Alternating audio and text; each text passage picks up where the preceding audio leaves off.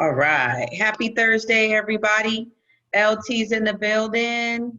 Michael B is in the building. Say hi, Michael B. What's up? What's up? I'm in the building. I'm here. So this is our Thursday night accountability success circle group of people that are course creators, authors, movers and shakers. We get together to help each other stay motivated and uplifted. And this week we're going to be talking about social media marketing 101. I have a couple slides which are going to cover the basics of just what I do.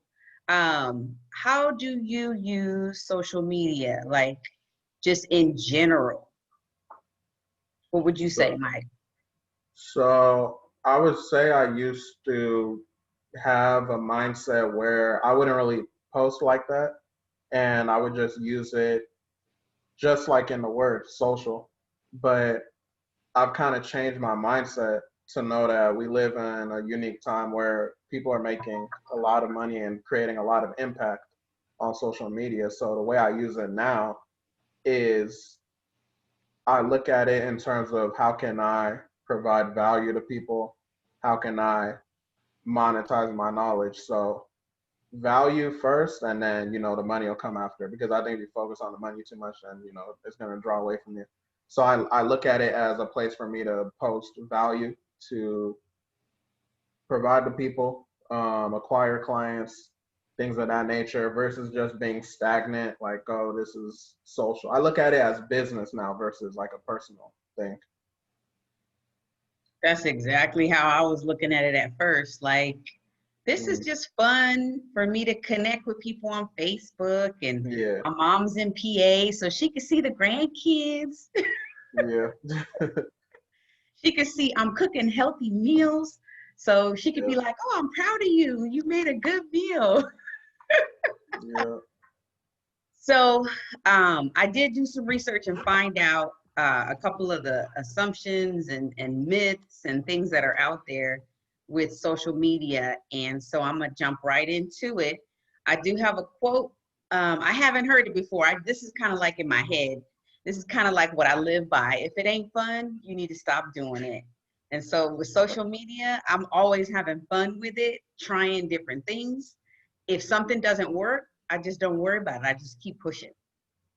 That's interesting because the way I look at social media, like I'll think sometimes like, oh, I hate social media. I just gotta post and then leave.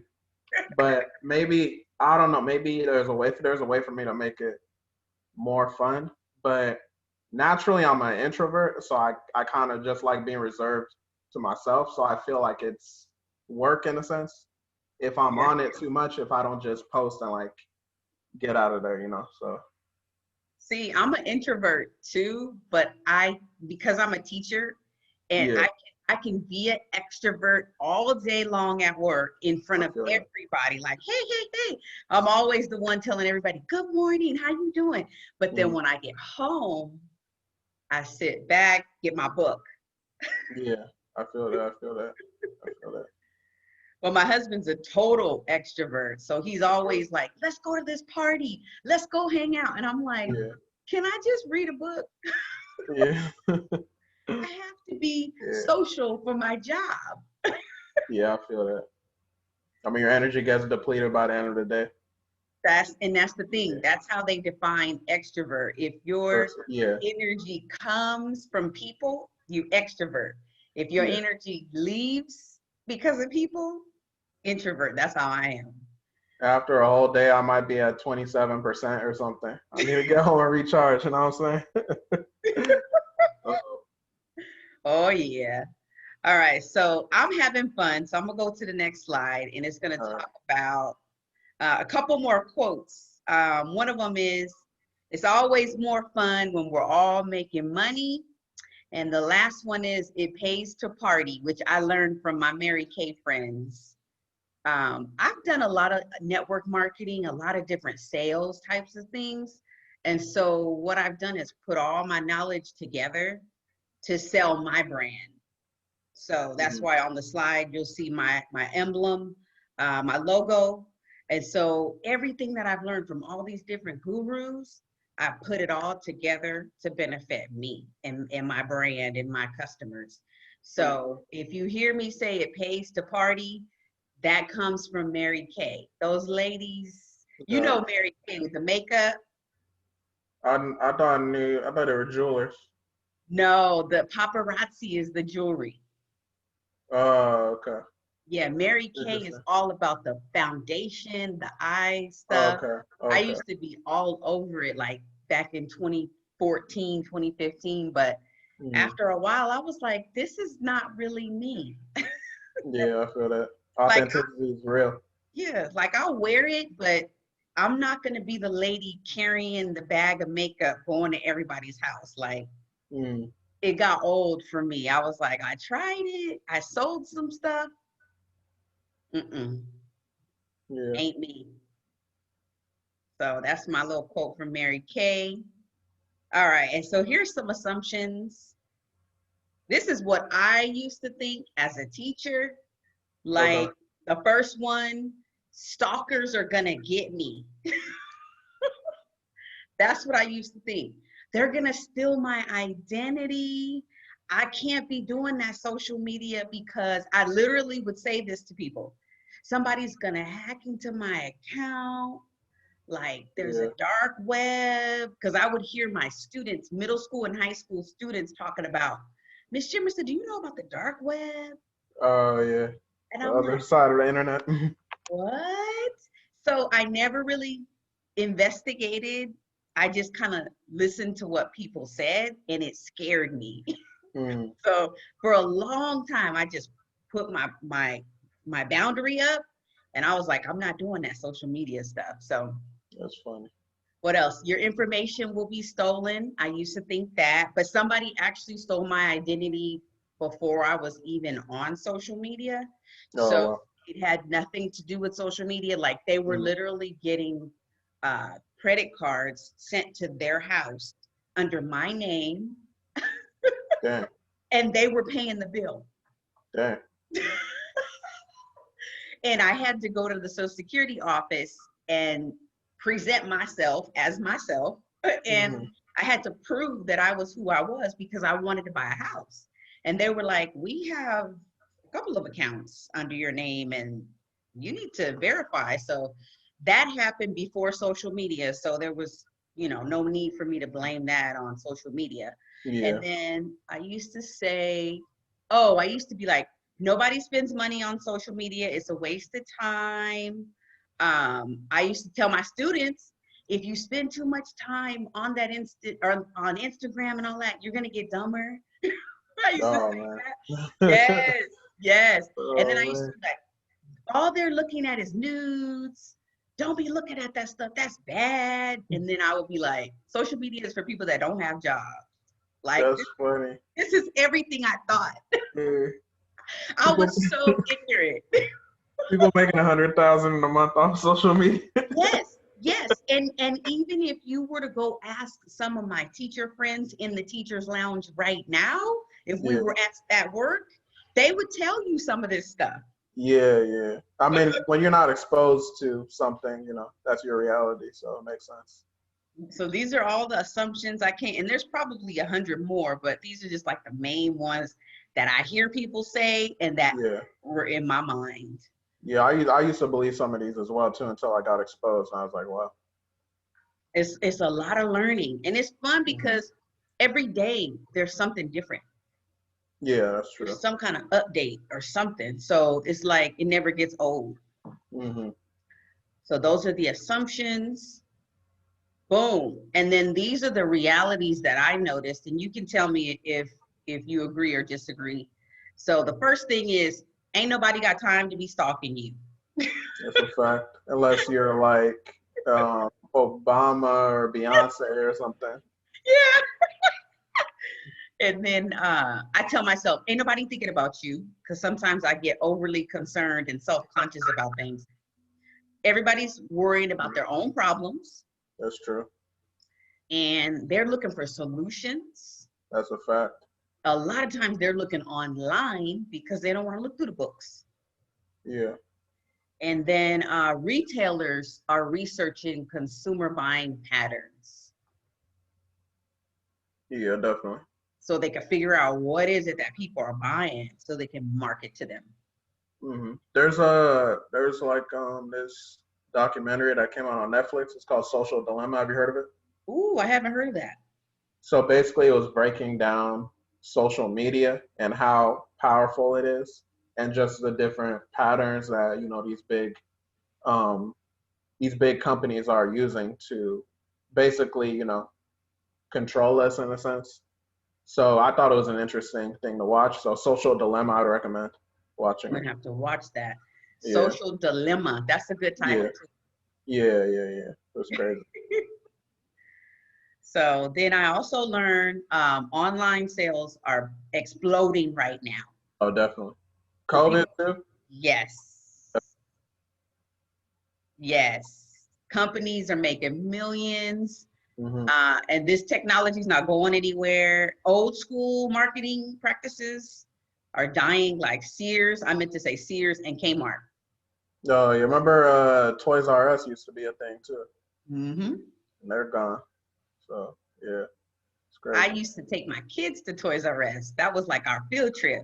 Oh, really? And remember Blockbuster used to be a thing too until Netflix came around. So Yep, yeah, everything is changing. everything. So this is like, and I just started learning this like 5 years ago. Before 5 years ago, I was like, that's a waste of my time. Why would I do that?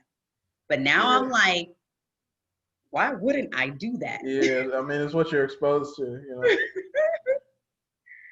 So that's some assumptions and some reality checks. And then 2000 is like the earliest that I can track my social media behavior. And I was Okay. looking for two things: how to be a mom and how to be a new teacher, because I was becoming both and I didn't know exactly what to do. Hmm. So that was me looking for solutions because I didn't know what I was doing. And my mom is all the way in Pennsylvania. I'm in California. So she's trying to help me, but really, she's just doing her thing and I'm doing my thing and I'm just struggling. So that's like 20 years ago. That's Hmm. my first interaction with social media. And my oldest daughter just turned 20. She's gonna be 21 next year. Hmm. And I'm like, wow, that's a lot of social media time. I didn't Yeah, think about that till today. Like yeah. that was my first exposure, just looking for stuff. It's dope. And then here comes, obviously these aren't my kids. I couldn't find pictures of my kids to put in here, but two Oh yeah. things, two things happened. 2000, I actually was pregnant with twins and one of them died. Oh well, I'm sorry to hear Yeah, and so they asked me, well, they didn't tell me, but I asked a question. I was like, what is that word in my chart? Because they didn't really tell me what was going on. And it said blighted twin gestation. And I had never heard that. So I looked it up on the internet, and sure enough, that. I had twins. I was supposed to have twins, and one of them died. Wow. And whoever was there with my chart, they weren't supposed to show me that because my Oh damn. doctor wasn't going to tell me that. Wow. So I had to look, and I'm always about words. I'm like, what does that mean? Yeah. I'm looking it up, and I'm like, whoa. So that was in 2000. And then 2001, after I had my first baby, I tried to have a second baby, and I had a miscarriage at 6 weeks. Damn. That's So unfortunate. now I'm trying to figure out, okay, I'm getting all the books, and I'm trying to figure out, okay, is it something that I'm eating? You Uh-huh. know, what do I need to do? So that was me searching, not really doing any type of market research, but just trying to get information. Hmm.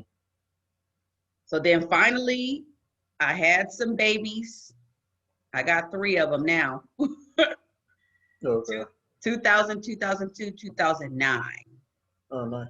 That's when they all came. And the one that came in 2009 was a miracle. And I'm gonna tell you why in a second. Okay. There's a big story behind her birth. She was like just unexpected. Okay, I see. So All daughters or baby number two is all girls, 3 girls, oh, nice. Nice. 3 girls. Nice. Yep. So I'm juggling, trying to be a teacher. I started teaching in 2003. You're And not trying. You're being a teacher. yeah, but see, the thing is, what I noticed, even from the first day, I was already stressed. Oh wow. From the first day. But I love my job. I love teaching, but I don't love everything that is around teaching.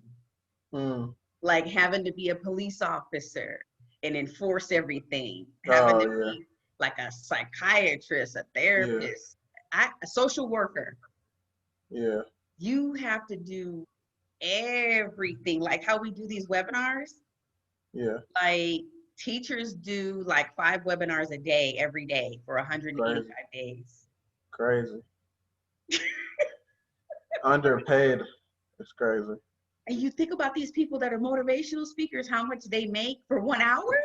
Yeah, you know, ET gets 50 to 100,000 for 1 hour.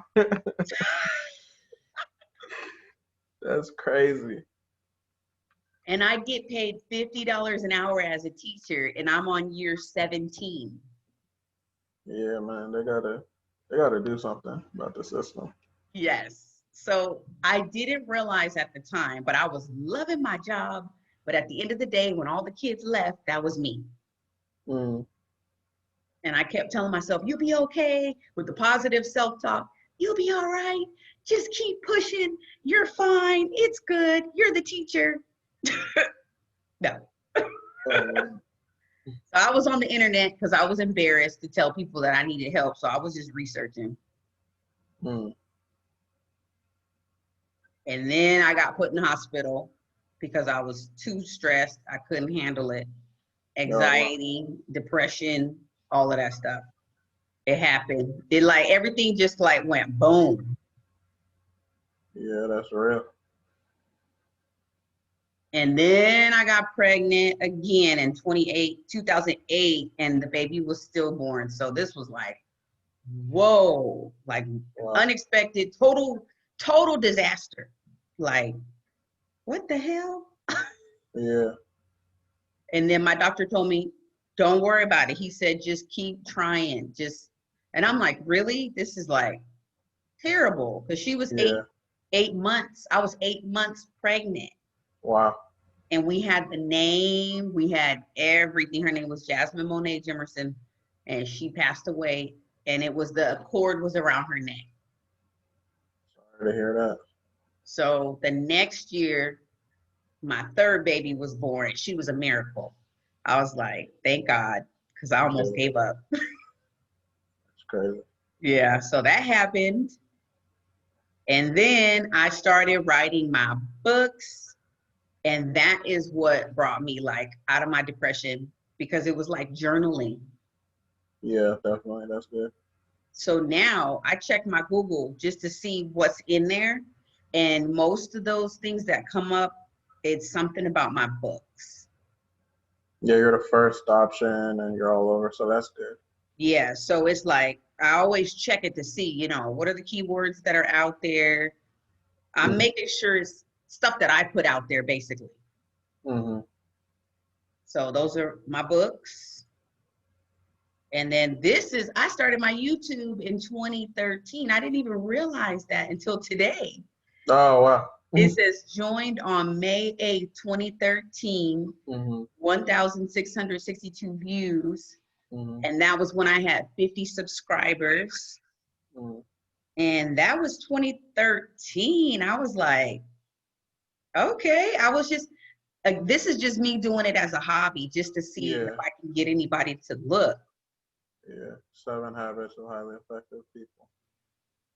Oh, Oh, yeah, I that's a have good. my That's a kids good read book. that. Yeah. I have my students read that. It was good. Oh, perfect. That's a It's great book. good. So I got my 50 subscribers. I was all proud of myself. So that was cool. And then have you seen this sign? You should be here. Like where do they have it? So this is like Facebook, Twitter, I don't but think I've seen it. you don't see it much now. But in 2015, this was like a major network marketing business. This was a travel company. And one of my teacher friends introduced me to it. And so it was my first like network marketing type of situation. So everybody in that organization was like, you have to be on social media. That's how we connect. They created events and I was like, oh, okay, well, I better do this because everybody else is doing it. This one right here is called Sand Ground. Hey, Robin. That is a turquoise stone. The crackled turquoise stone. Man, look at all the antique. Somebody's in the chat. Oh, she said she can't show her screen tonight, but hello. Oh, okay. Called Stand Over. Glad to be here. Glad to have you. Glad to have you. Can you hear me? Yes. Okay, Number awesome. 24. Number 24. Turn this down. Sorry. You on a webinar? It was a friend of mine.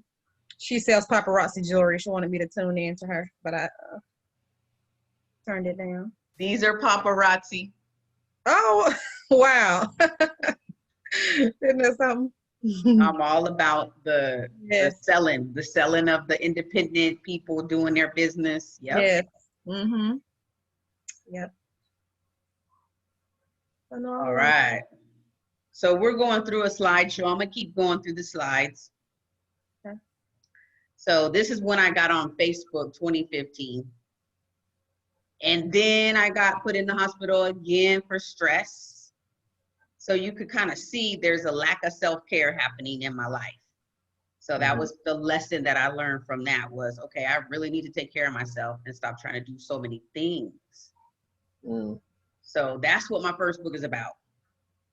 Oh, you got the first book out of that. Yeah, this is the first one. This is all my journals put together. Like how I was feeling, what was going on, tracing it back to my childhood. Like I put all of that in the book. And my family members were like, don't put that out there. Wait, so in retrospect, do you look at it as like a blessing in disguise since it got you to where you're at? Okay, that's yes. That's dope. Yeah, because I mean, I didn't know. I was just working and having kids and taking on more stuff and not really saying no. I really didn't know how to say no. And so I was overwhelming myself with lots of different things and it came crashing down several times. So that's what this book is about.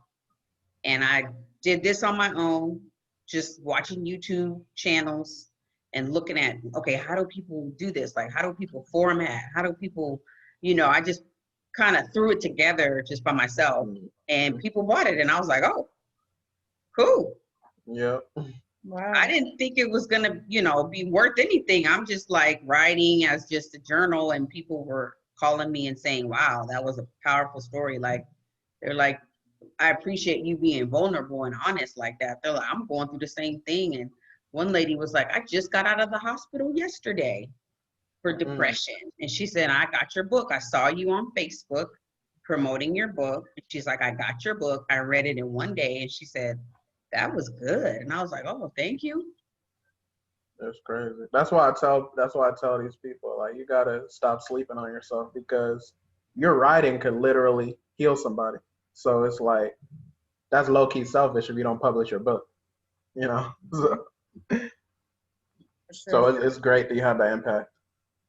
And I was watching a webinar yesterday and somebody was like, think of your opportunity as like the cure to the disease or like the Band-Aid. She said, if you were sitting at a restaurant and somebody across like had a scrape or something and they were like, I need somebody to give me a Band-Aid, and you had the Band-Aid and you were like, oh, my Band-Aid's not ready yet. That's a good one. I'm gonna have to steal that. Yeah. She said, oh, my Band-Aid's not good enough. And the person is just like, give me the solution. I was like, wow, okay, that makes sense. Because, we're creative people for a reason. We have ideas for a reason. They're not for us. They're for other people to help. Yeah. Amen to that. So that's 2017. And then 2018, this is a conversation between me and my daughter. And so the problem here is complete breakdown in communication between a mom and a daughter.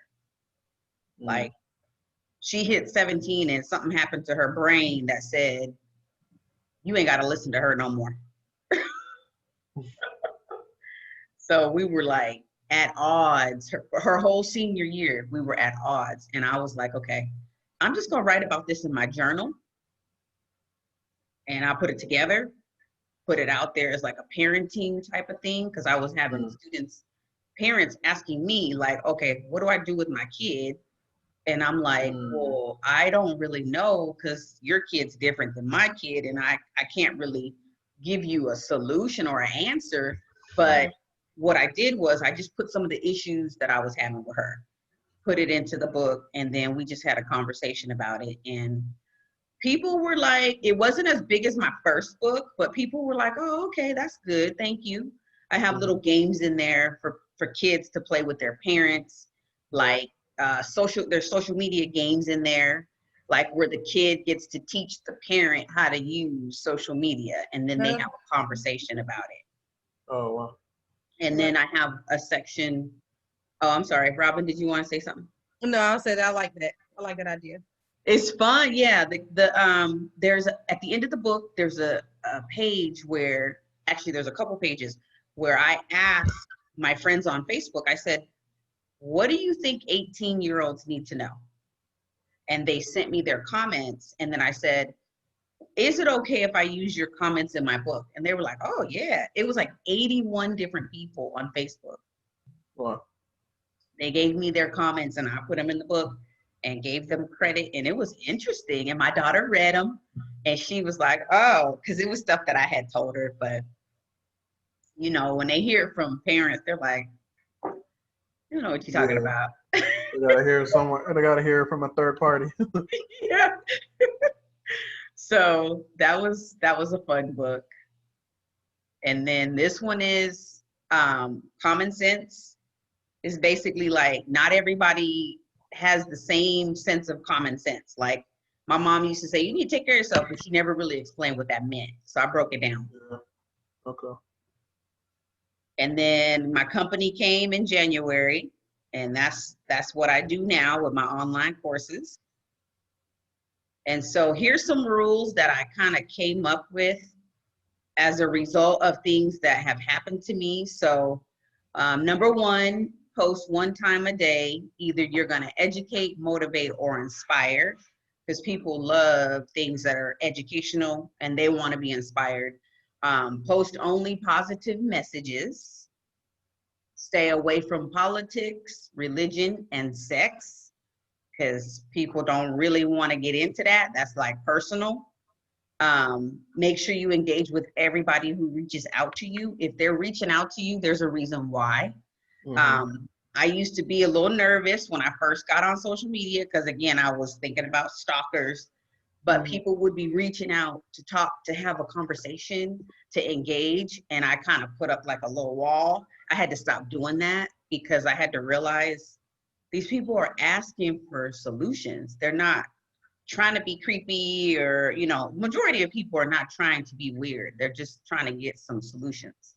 So I had to fix that in my mindset. And then, screen your followers to make sure that they're connected to someone that is one of your friends. So I used to just friend everybody. Friend, come on in. But then I had to stop and say, oh, okay, who does this person know?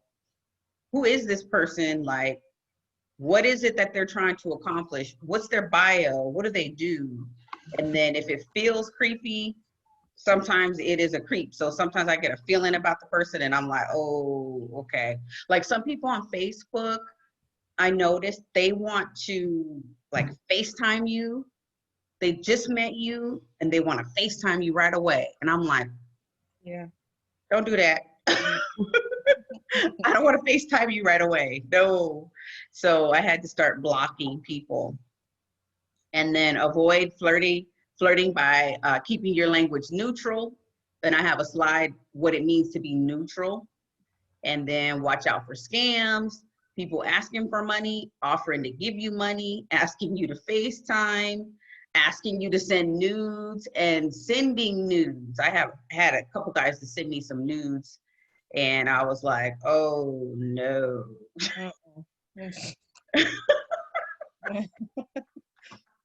And so what that made me do as well is investigate the type of message that I was sending out, because I realized that I get addicted sometimes to communicating with people for business purposes. And even though my mind is on business, I was sending out messages too late. And so they were getting the wrong idea that I'm 10 o'clock at night, I'm communicating with these people. And I had to check myself and say, oh no, I need to put a boundary on that, because they were getting the wrong idea. So I had to take responsibility for that.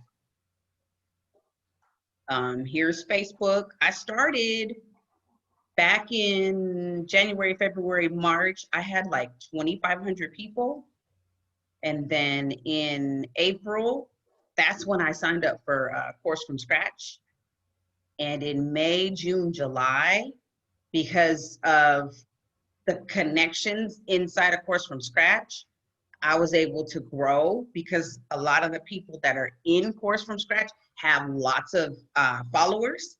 So I was like, wow, I started paying attention to my numbers and doing the, I think it's called organic growth method that Danielle Leslie does.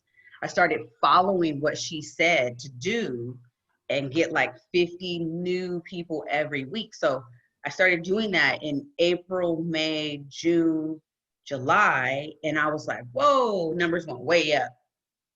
So now it's close to 5,000, which I would have never been able to do on my own without learning how to do that whole method. And I did the same thing with Instagram. Okay, so here's some neutral language, things that you can say that are very friendly, but not too flirty. So you could say, dear sir, dear ma'am. I usually say happy Monday, happy Tuesday. I'll say hello, hi, how are you? I always say very nice to meet you. Cool, awesome, that's interesting. I'd love to discuss more about that. Are you available Tuesday morning? Your posts are very informative. Your ideas are very interesting. I never say anything like, oh, hey, you're so handsome, you're so cute, you're so pretty, you're so sexy, I would love to hook up for dinner. None of that kind of stuff, because people get the wrong idea. And then one thing that has been really good for me is that I open with open-ended questions. I always ask people, what's your passion? What's your profession? What's your goal? What do you use social media for? I ask them those questions, and usually people are very upfront. They're very much like, they share, because they just want people to listen to what they have to say. So I use these questions. And these questions have allowed me to turn people from just social media friends to qualified leads to customers. And I've gotten referrals and testimonials from people once I started asking these questions, because then they knew, oh, okay, she's serious. She's professional. She's about business. And so I had to really pay attention to the questions that I was asking. All right. And, oh, these are questions like this or that. So I would say, are you here to socialize or are you here to network? That was a good question. I just kind of thought of that. And people will tell you where they fit. And then I would ask them, is this your hobby or do you have a business? Straight up, are you a male? Are you a female? Because sometimes the picture doesn't match. Are you an introvert? Are you an extrovert? Are you a spender? Are you a saver? Just kind of like, what category do you fit into, so I can understand how our relationship's gonna go. And there were a few people who the conversation didn't go well, and so I just told them straight up, all right, guys, or girl, I appreciate you connecting with me, but this is where we part ways, because I'm here to do business and you're here to be social, and we're not going to be able to connect because I'm all about this and you're all about that. So, and that was after several back and forth, back and forth. All right. This is a group that I'm a part of, and this is one of my friends. She lives in Vegas. She's an author and a storyteller. And so she has a group called Undocumented, Our Story, Our Way. So what I've learned to do is join groups and not get kicked out, because I used to get kicked out for just posting and promoting and spamming. And I didn't even know what spamming was, but that's what I was doing. So I had to learn, oh, wait a minute, there's boundaries, there's rules. Let me make sure I go through and read the rules, because I was really making a lot of mistakes when it came to the groups. And I got kicked out of a couple of groups, then I joined Course from Scratch in April. And so that was really good because I was able to meet more and more people. And then I started looking for different groups. And so these are a couple of groups. I was a part of the top one. So for groups, I always look at the number of members. I look at the number of posts, and I also look at who's posting. So the one at the top, 7.5K members, 120 posts a day. I think I got from this top group right here, Black Girls Write Too, I think I got like 5 PCP phone calls from this group, just this group alone. Because of the posting and the interaction, it was a good space. And then I went through my Facebook to see how many groups I have. I went down the list. I've got like 4 or 5 groups. So my advice is don't ignore your groups, because some of them have just gone completely silent. And so you really have to think about what it is that you want for your group. What's the goal? And so I'm going back now. The one I really pay attention to is the 2020 self-publishing group. That one's growing and it's doing really well because I'm paying attention to it. This is my Instagram. And like I said, Danielle Leslie helped me get up to 1,300, because in January, when I first started my company, I only had 660 followers on Instagram. And so now I have 1,309. And what I did is I cut down on the number of people that I was following, because I was following way too many people. And I started posting more and engaging more, and I changed my bio. I looked at Danielle Leslie's bio and I said, let me see if I can get my bio to be short, because it was too long. So now I teach people how to break through writer's block and self-publish that first book so they can build generational wealth for their grandchildren. And then I have my Teachable link. I didn't have that there before.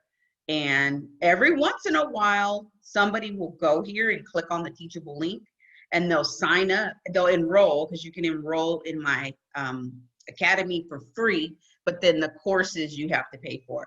So every once in a while, somebody will click on this and they'll sign up, and I'll be like, oh, they signed up for Self-Awareness Academy. And then I'll email them and say, which course are you interested in? Because I have like 11 courses now, but I don't promote all of them. I only promote the ones that are for self-publishing.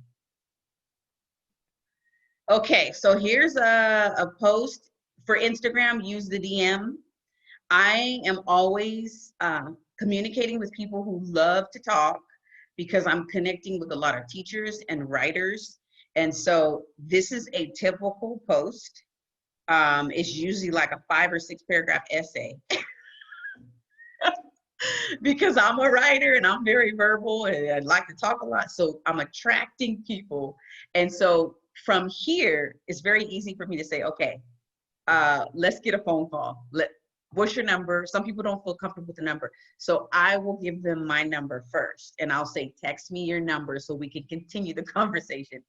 And I've never had anyone say, no, I'm not giving you my number. They always give me the number because they want to talk more.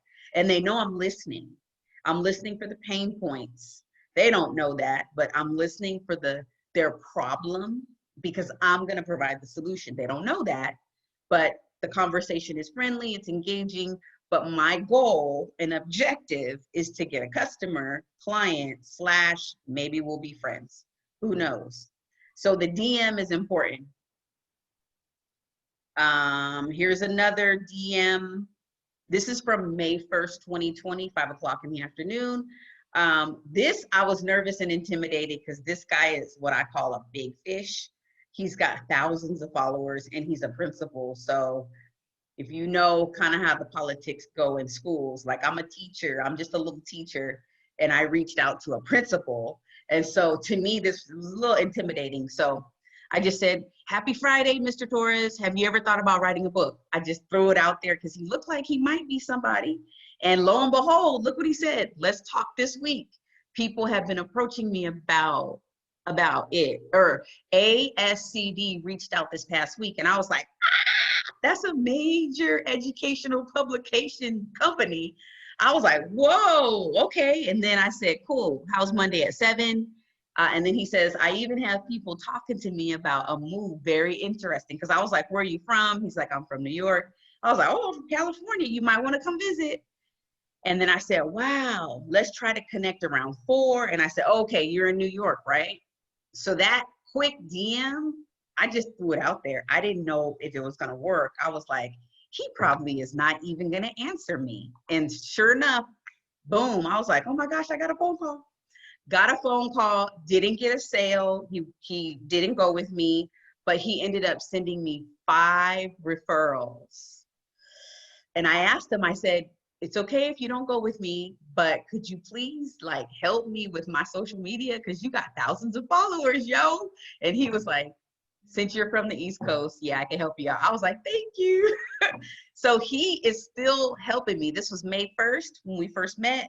He's still sending people to me for book ideas. So I'm like, I'm so grateful that I just took a risk and reached out to somebody that I was intimidated by, and it worked. Here's a teacher. She saw a tasty post, and I don't remember which one, but she says, August the 2nd, hi, I saw your post that said you were looking for teachers for lives. Oh, okay, I wanted people to go live with me and talk about teacher stuff. Were you wanting them for all the topics or just some of them? I'm interested, just let me know how I can help. So I was like, hello, here's my language, neutral, happy Saturday or happy Sunday. Yes, there's a group of 3 teachers who will be helping me kick it off this week. Will you be on Zoom tomorrow, 2:30? She said, yes, Pacific, 5:30. She's on the East Coast. I'd love to. So she was excited. I forgot what I was doing. It was something, I was trying to do something for teachers, but she jumped on board, and she's still a friend. She's not a customer yet, but she's been coming on to my webinars on Friday night. This is LinkedIn. Again, my bio, I had to clean it all up because it was random. So now it's very focused. And then I have, I post articles on LinkedIn. This is from May 6, 2020. Do I have you on LinkedIn? Huh? Do I have you on LinkedIn? Hold on. I don't think so. But yeah, on LinkedIn, it's Latasha Jimerson. Okay, I'm gonna add you right now. Yeah, LinkedIn has been a gold mine for me. Oh yeah, we're second connection, so we're not. Okay. What does that mean, second connections? That means that we have a mutual person that we know, but we're not directly connected. Can we change that, or does it not change? Yeah, no, I'm gonna connect with you right now, and then it'll change the first. Perfect. Yeah, I have 6 clients right now that are working on books. I met 3 of them on LinkedIn. No, 2 of them I met on LinkedIn. Okay. The rest I met on Facebook. I see. Out of my 6 clients. Okay. Yeah, I got one when I did my sale on Labor Day. One of them was from LinkedIn.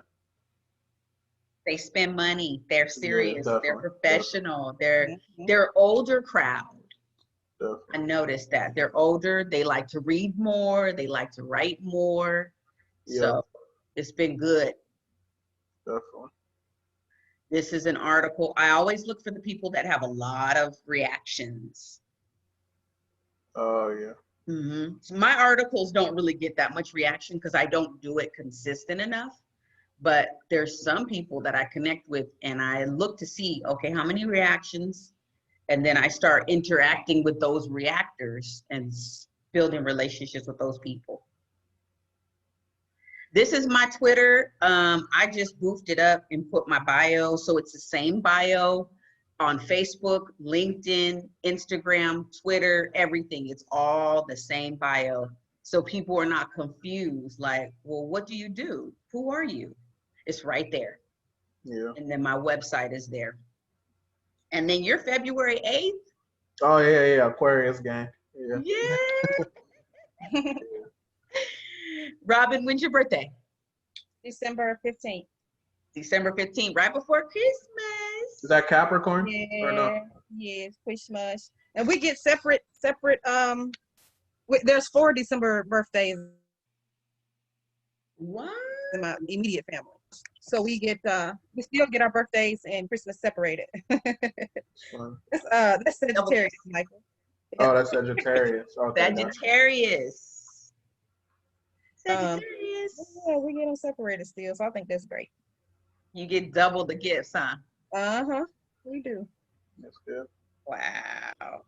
Are you guys on Twitter? I am, but I don't really use it like that, to be honest. Yeah, I am too, and I don't use it. And I'm on LinkedIn, and I'm on there I kind of touch and go. But I like what you said about how they're more, they like to read more, and they're professional. My target, the people that I want to target with that disposable income, so to speak, I feel would probably be there. I just need some help because I've been drawing. I had some success today too. I know I keep jumping around, but I booked 2 enrollment calls today. Nice. Which I'm excited about. And the third one, she said yes, she just hasn't returned back the time. So that went great. But I've been getting a lot of reaction from people on Facebook who they can't really pay for the program. You know what I'm saying? Or there was like, well, I was looking for somebody to, I mean, like they'll tell me when I send the Calendly link, and one of my questions is, do you have the finances to support your attendance? And they say no. And then we get on the phone and they're like, no, I don't, like they don't have any money. So I tend to draw people to me who don't have that disposable income. So I would like to draw others. And I did change my my big promise statement as well to educators, entrepreneurs, and speakers. But that's what I changed it to. So I'll target those people. Yeah. Good. Yes. That's good. Yep. I think what you're doing is good though, with the question asking if they have the funds to participate. Because if they said no, I made a change where I was drawing the same thing. If they said no, I wouldn't even have to call them. Yeah. I would be like, I'll send them a message. I'll be like, no disrespect, but it's kind of a waste of my time. Mm-hmm. Yeah, I feel you. Well, listen, I had 3 people so far to say no, and what I did, I modified the call, and then I told them, like something to the effect of consider this for the next cohort. Yes. There was one person that there was one thing that I left open for if God put it on my heart to help one person, then I decided that I wasn't going to just give them the program. Yes. That it had to be a bartering system. Mm-hmm. Or you're gonna become my marketer. You're gonna become a social media person. Yes, you're gonna become an affiliate during that time. And I shorten the program, and I don't offer them the full benefit, but I give them some of it. Like I have this. Mine is focused, of course, on the writing and the publishing, but I have this Authors Accelerator program that they don't get that though. They just get the writing guidance, and they'll get like some publishing guidance through free templates, and they get the accountability, they get the live calls and stuff like that. They get it for 6 weeks. you giving them a lot already. So they Yeah. should appreciate that. Right. And they there has to be a you know, I make sure they have the trade-off, but it's only one person that I've decided to do that for. But it's definitely a trade-off, and I told her she has to stay for, you know, the duration of the program, Yep. and leave a review at the end, and be willing to do a media release and post her picture, Yep. like all of that. So that's for that one person. But even with that, like I'm only doing it for one person per cohort, but it's not necessarily guaranteed either. Mhm. As far as doing it all the time, if my enrollment happens to be low for a particular cohort, then There I'll you bring go. somebody in. But I want to make sure that I'm getting really close to the start date before I, you know, do it, because I don't want, you know, potentially somebody who can pay not getting in there Yep. because of the, you know, the free one. So That's good. Michael, you want to talk about how you, like last week on the webinar, you were like, oh, you got a call. Oh no, it was an alarm, but go ahead. Remember, the audience appreciated how you broke everything down and you were like, this is free, this is free, this is a small investment, this is a Oh larger. You want Okay. to talk about how you did that? That was Yeah. excellent. Yeah, appreciate that. So I was on like a live thing with Latasha last week on her Friday call, and basically I was talking about how I have kind of like a ladder system where I offer free services, and then also after they get the free services, if they want to, you know, make that investment into my program, they can do that. It's kind of like the whole thing that Costco does, give you a sample.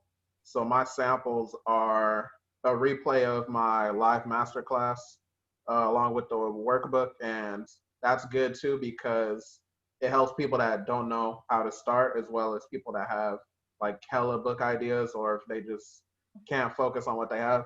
So that's one. I recently started my podcast, so that's something else. I think you guys probably thank you. I think you guys have probably seen. Maybe I made some posts about it in my group, and then my group is the third thing. So sometimes the people in the group they might DM me some questions here and there, and I can kind of gauge like they might be future clients. And then those are the free stuff, but then the actual investment is, you know, the program or one-on-one coaching with me. But that's looking at it as a long game. And my game is different now because I'm not doing cohorts anymore. Like I'm not doing like an October program. Like I put everything on Teachable, recorded. So I guess my approach is different now. So I like that, how you said free, free, small investment, big yeah, investment. yeah. that's good. So do you have any freebies that you're offering, Robin? Um, right now I don't. No freebies yet. Okay. That it does sound like a good idea. But no, you know, I've given out some freebies by accident, which would be in the beginning, it didn't take long for me to turn it around, but I think it was like maybe 2 or 3 people. I kind of got into a coaching with them on the phone.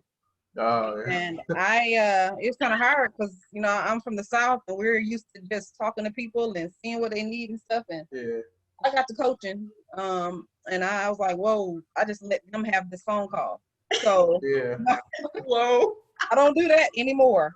I actually go through gotten to where now I just go through the script and it works. Yes. The people don't act like they feel ignored or any of their questions were ignored. It's a really good script. And I had made a post about how I said, what do you do when people start asking questions? I even found 2 questions that people tend to try to go in on the most when I'm on the phone. But I asked someone in the Course from Scratch group, what do you do when people are asking all these questions? And I think it was Tequila said, she was like, she tells them to hold that thought and write it down, and I might get to it before we end the call. And by the time they get to the end, they don't have any questions. So I'm like, Yes. well, that's a good strategy. So I use that to kind of curve that, because sometimes, you know, people want to kind of frame the conversation, and if they got you on the phone, they say, well, look, this is what I need. And I'm like, no, this is for the program. that I'm Yeah. doing. So, yeah. That's a good point. I had to, uh, yeah, I was talking to people for 45 minutes to an hour too at the very beginning, but then I wasn't using her script. So when I got her script and printed it out and followed it, I said, okay, this shouldn't take more than 15 to 20 minutes. Right. Oh, but as far as the people that are on the like the email list or whatever, when I'm sending somebody something, I do have one freebie. It's just the ebook mode. Mm. It's called the Writer's Mindset, and I it's really short, and it's pretty much preparing them mentally for what's offered in my course. It's like a start whatever, to kind of get them focused about writing and get them recentered again. And I send that to anybody who gives me their email address. Okay, that's good. That's a freebie, and that's Yeah, definitely. valuable because these people don't know how to organize. Mm-mm. Yeah. Mm-mm. And it puts them in a place too where that particular freebie puts them in a place where it's almost like they will want more. Exactly. I don't Yeah. give them everything in there. I just kind of set them up to want more. That's your breadcrumbs. Yeah. Something useful that's not complete. That's right. Right. Breadcrumbs. Mm-hmm. All right, I know we're over time. I'm just gonna finish. I got a couple more slides. Oh, that's it. Oh, no. Basically, good luck trying to figure out Twitter. Like, I compare Twitter to like my 6th period class that's super noisy and like Oh, yeah. always fighting with each other after lunch. And it's like, oh, I stay off Twitter. I'm just there because I want my presence to be out, but I don't really like to engage on Twitter because it can get kind of rude. So I stay off of there. And then I got my YouTube. I have 2 YouTube channels. This is my second one. Okay. Then the way that I got my subscribers is I just text my videos to people and said, please subscribe. And most of my family members were like, okay, we'll do it out of sympathy.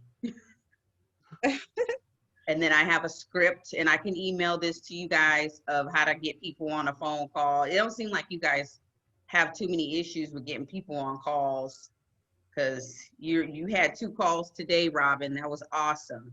Yeah. And then usually, Michael, how many calls do you normally get?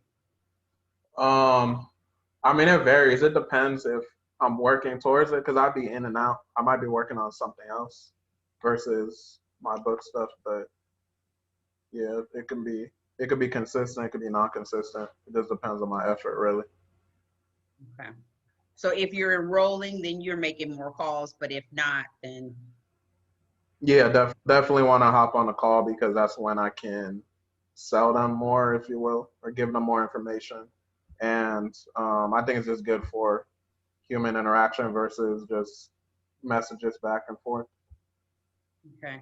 Mm-hmm. So you don't have no issues. If I'm going to send this to you guys, if you know anybody that wants help on like getting people on the phone call because they're kind of nervous, then I'll send this to you. Like neutral language. I always say, have you ever thought about writing a book? And if they say no, I'll say, well, everybody has a story.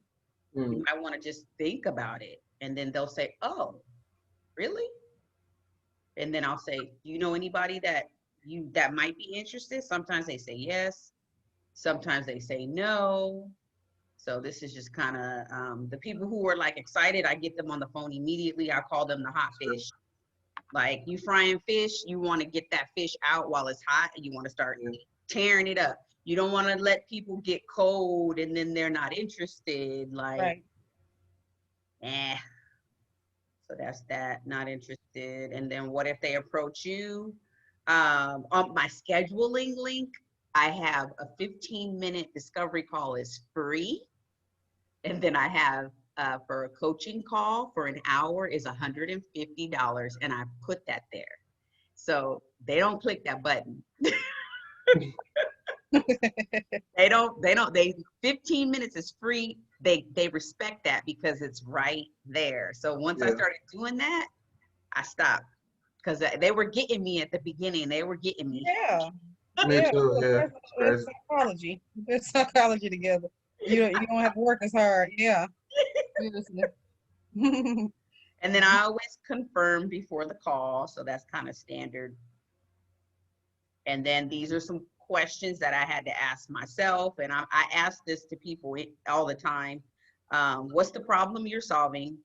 What is your offer? What are your prices? Where's your website? Where can I learn more about you? What does your social media say about you? Is your message consistent across all platforms? And then if it's not, then I ask people, well, what are you waiting for?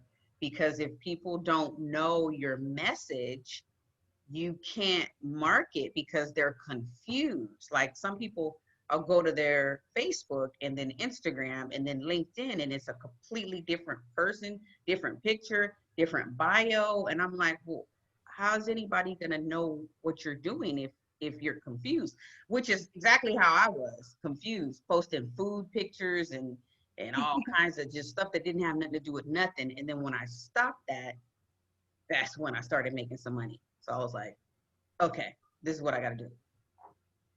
I didn't think about that. And that's a good thing. A good idea is to make my bio exactly the same across all platforms. Yeah. Because they all have to do with creativity or writing or something, but I could literally copy and paste the exact same bio and the headshot too. Yes. Yeah. Oh yeah. And I ask people when my clients are with me for Monday, Wednesday night class, I say, let's practice your pitch, because when you guys finish your book, you got to go sell your books because I'm not selling your books for you. So every time I see them on Zoom, I'm like, who are you? What do you do? And why do we care? And they're like, ah. And I'm like, no, we're going to do the elevator pitch every single time. And the ones who have been like on it, they're already selling books. They're not even done. One lady wrote 2 ebooks and she's got a paperback on the back burner, but she got so inspired. She sold like how many? 25 ebooks in one day. And she was like, ah! And it's because I told her, be clear. Who are you? What do you do? And why do people care? And she took it to heart and she followed through, did what I said, and she made some sales. And she's only on like, I think this is her 5th week, and she's already she's like an advanced student. Like I tell the other students, I say, don't try to compare yourself because she's on fire. She's up at midnight. I'm looking at her work at midnight in Teachable. I'm like, dang. Valedictorian. Yes, go. And she's a grandma. Oh, She's wow. got 5 grandchildren, and she's running circles around her daughter. Her daughter's a millennial. And she's like kind of wanting to run a business, but not really. And her mom is like, look, let me show you this. It seems like older people are done playing. It's like it's always like that. Even in college, it's like when I was in college and there were people in class with me who were like twice my age or 2.5 times my age, they were the ones I could ask the questions to because they were not there to play. You know what I'm saying? Yeah. This lady, yeah. So that's the pitch. We practice it. Even Friday night on the webinars, we practice it too. And then my scheduling link, I learned how to put it on my website. So it's right at the top.